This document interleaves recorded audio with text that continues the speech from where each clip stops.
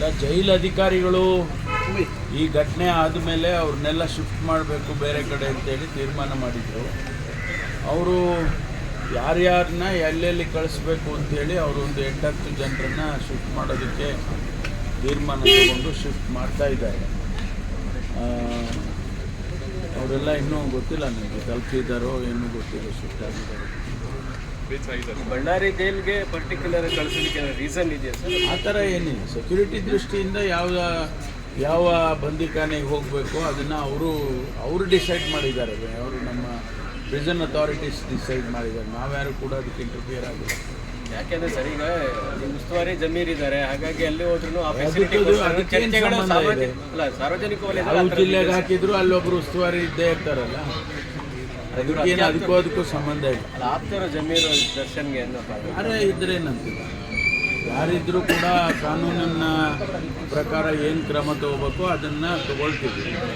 ಯಾರು ಅವರು ಉಸ್ತುವಾರಿ ಇದ್ದಾರೆ ಅದಕ್ಕೋಸ್ಕರ ಏನೋ ಆಗ್ಬಿಡ್ಬೋದು ಅನ್ನೋದೆಲ್ಲ ಸತ್ಯಕ್ಕೆ ದೂರವಾಗಿರ್ತಕ್ಕಂಥ ವಿಚಾರ. So instructions have been given to Ballari prisons also to be very strict and watchful about this. No, that's the prison authorities. It is their job. It is not the government's job. No, we will give instructions to take care of all this, but all the nitty-gritty things they will decide. They will have to take responsibility. Hopefully there will be no lapses in Ballari. Yes, that is what we are hoping.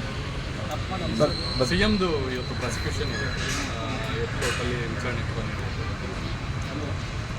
ಏನು ತೀರ್ಮಾನ ಬರುತ್ತೆ ಕಾದು ನೋಡೋಣ. ನಾನು ಈಗ ಯಾವುದನ್ನು speculate ಮಾಡೋಕ್ಕೆ ಹೋಗೋದಿಲ್ಲ. ಕಾನೂನಿನ ಚೌಕಟ್ಟಿನಲ್ಲಿ ಏನು ತೀರ್ಮಾನ ಬರುತ್ತೆ ಅದನ್ನು ಕಾಯ್ದು ನೋಡ್ತೇವೆ. ಅದನ್ನಾದಮೇಲೆ ಮುಂದಿನ ಕ್ರಮ ತಗೊಳ್ಳೋದಕ್ಕೆ ಮುಖ್ಯಮಂತ್ರಿಗಳು ಮತ್ತು ನಮ್ಮ ಕಾನೂನು ಟೀಮ್ ಏನಿದೆ, ಲೀಗಲ್ ಟೀಮ್, ಅವರೆಲ್ಲ ಡಿಸಿಷನ್ ತಗೊಳ್ತಾರೆ. So Governor has sent back around 11 bills back to the government. You had passed in the recent assembly as well. How do you see this? No, some of them were there are certain clarifications sought by the governor, and that we will send it back to them with the clarifications. Then we will see what happens. Is it another political tussle because sending back bills looks bad on the Rajasthan? No, I don't see any political thing, but if there is a political angle to it, and we will handle it politically. But if there is only purely certain clarification need to be addressed, we will do that. In spite of all that, if there is rejection again or sent back to government, then we will see what best we can do. So, and another issue in Koppal district, SDPI has filed a complaint with station Koppal inspector.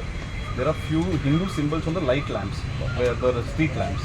They have asked them to be removed, saying it's hurting our sentiments, and they have removed also. BJP has already done a press conference saying they are hurting Hindu sentiments, and Congress government is accepting this. No, I don't know. I have no information about it. I'll get some information. Done. DCM ವಿರುದ್ಧನೂ ಇವತ್ತು ಲೋಕಾಯುಕ್ತದಲ್ಲಿ case ಇದೆ. Cabinet CBI ನನ್ನ ಬಗ್ಗೆ ಪ್ರಶ್ನೆ ಮಾಡಿ judgment ಇದೆ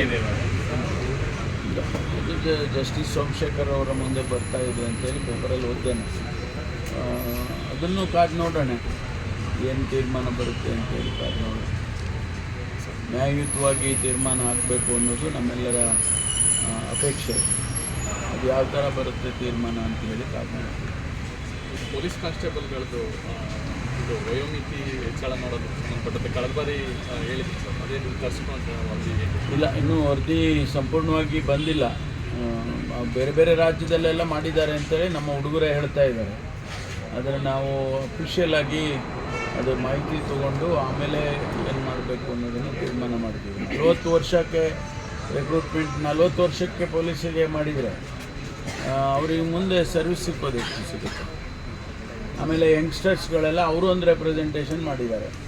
ನಮಗೆ 18-20 ವರ್ಷಕ್ಕೆ ನೀವು ತೊಗೊಳ್ತಾ ಇದ್ರಿ, ಈಗ ಆರ್ಮಿಗೆ 16 ವರ್ಷಕ್ಕೆ ರಿಕ್ರೂಟ್ ಮಾಡ್ತೀರಾ, 18 ವರ್ಷಕ್ಕೆ ರಿಕ್ರೂಟ್ ಮಾಡ್ತೀರಾ, ನೀವು ನಮಗೆ ಯಾಕೆ ಅಲ್ಲಿ ತನಕ ಹೋಗ್ತೀರಾ ಅಂತ ಅವ್ರದ್ದೊಂದು ಅಳಲು ಹೇಳ್ಕೊಂಡಿದ್ದಾರೆ.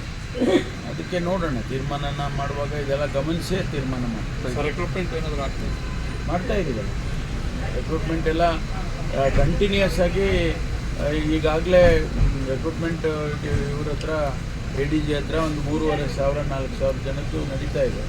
ಹಂತವಾಗಿ ಮಾಡ್ಕೊಂಡು ಹೋಗ್ತಾ ಇರ್ತೀವಿ. But it's A continuous process. Retire ಆಗ್ತಾನೆ ಇರ್ತಾರೆ. ಒಂದು ವರ್ಷಕ್ಕೆ ಏನಿಲ್ಲ ಅಂದರೆ ಒಂದು 2,000, 2,500 ಅಥವಾ 3,000 ಕೂಡ ಕೆಲವು ಸಂದರ್ಭದಲ್ಲಿ ರಿಟೈರ್ ಆಗ್ತಾರೆ. ಆ ಸಂದರ್ಭದಲ್ಲಿ ಅದನ್ನು ನಾವು ರಿಪ್ಲೇಸ್ ಮಾಡಲೇಬೇಕು. ಅದನ್ನು ಫೈನಾನ್ಸ್ ಡಿಪಾರ್ಟ್ಮೆಂಟಿಂದ ಕ್ಲಿಯರೆನ್ಸ್ ತೊಗೊಂಡು ಮಾಡ್ತೀವಿ. So is it a crucial day for both CM and DCM because both of them? Very confident that it will be, the justice will be, given to in both the cases. So we will see, because we will see the outcome. Because Vijayendra did a press conference in Delhi saying any moment CM will resign post 29. That naturally they have to say that. They have to say that. That is their purpose. Our purpose is not that. Our purpose is CM will continue, for 5 years. PSI ಸ್ಕ್ಯಾಮ್ದು ವರದಿ ಬಂದಿದೆ. ಅದ್ರ ಮೇಲೆ ಏನು ಸರ್ಕಾರ ತೀರ್ಮಾನ ಮಾಡಿಲ್ಲ. ಯಾಕಂದ್ರೆ ಅವ್ರು CID ಇಂದ ಇನ್ವೆಸ್ಟಿಗೇಷನ್ ಮಾಡಿಸಿದ್ದು ಸಜೆಷನ್ ಬಂದಿತ್ತು.